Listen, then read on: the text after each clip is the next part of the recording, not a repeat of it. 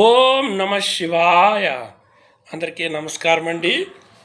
మనము పురాణ పరబ్రహ్మం అన్న ఒక ఛానల్లోని ప్రతిరోజు పురాణాల గురించి, వాటి వివరాల గురించి, ఆ పురాణాల్లో ఉన్నటువంటి కథాంశాల గురించి చెప్పుకుంటున్నాము.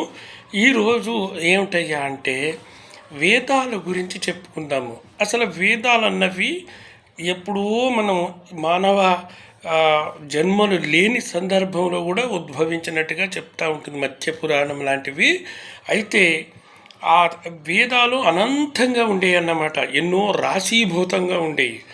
రాను రాను రాను రాను రాను ద్వాపర యుగంలోని వ్యాస భగవానుడు పుట్టిన తర్వాత ఆ వేదాలన్నీ కూడా అధ్యయనం చేయడం చాలా కష్టంగా ఉంటుంది. అపౌరుషాలు అంటూ ఉంటారు వాటిని.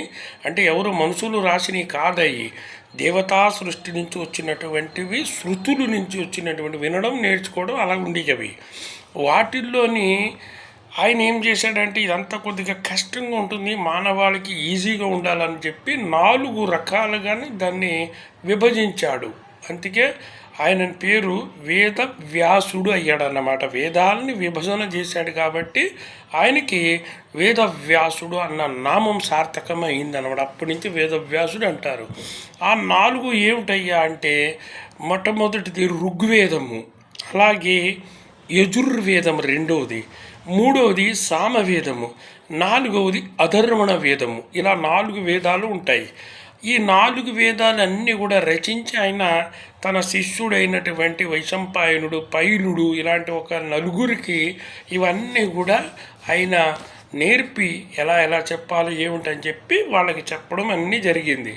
వాళ్ళు అవన్నీ గ్రహించి వారి శిష్యులకి, మళ్ళా వారి శిష్యులకి, అలా అలా అలా శిష్యులు ప్రశిష్యులు అన్నట్టుగా రకరకాల శిష్యులు అయ్యి మళ్ళీ దాంట్లో విభాగాలు మళ్ళీ అనేక రకాలైనటువంటి శాఖోపశాఖలుగా దాన్ని విభజన చేసి మొత్తానికి జనబాహుళ్యంలోకి తీసుకుని రావడం జరిగింది. అవి వేదాలు ఎలా ఉంటాయ్యా అంటే ఎప్పుడైనా సరే అవి జనరల్గా అర్థమైనా అర్థం కాకపోయినా మన చెవుల్లోని పడితే దాని శ్రవణం అంటే వినడం ద్వారా శుభ సూచకాలు కలుగుతాయి, శుభం కలుగుతూ ఉంటుంది. అంత గొప్పవి ఈ వేదాల గురించి. ఒక్కొక్కసారి ఇవి మనకి ఎలా ఉంటుందంటే వేద పఠనం అంటూ ఉంటారు. ఎవరైనా వేదాభ్యాసం చేసి వాటిని చదువుతున్నప్పుడు శ్రద్ధగా వినడం వల్లనే పుణ్యం కలుగుతుంటుంది. అంత గొప్ప వేదాల గురించి మనం ఈరోజు చెప్పుకున్నాము. మళ్ళీ ఇంకొక అంశం గురించి మళ్ళా చెప్పుకుందాము. అలాగే మా ఛానల్ను పూర్తిగా చూడండి, సబ్స్క్రైబ్ చేసుకోండి. ప్రతిరోజు మీకు అప్డేట్స్ వస్తూ ఉంటాయి, అన్నీ కూడా ఆధ్యాత్మికంగా ఉంటాయి. మంచిదండి. ఓం నమ శివాయ.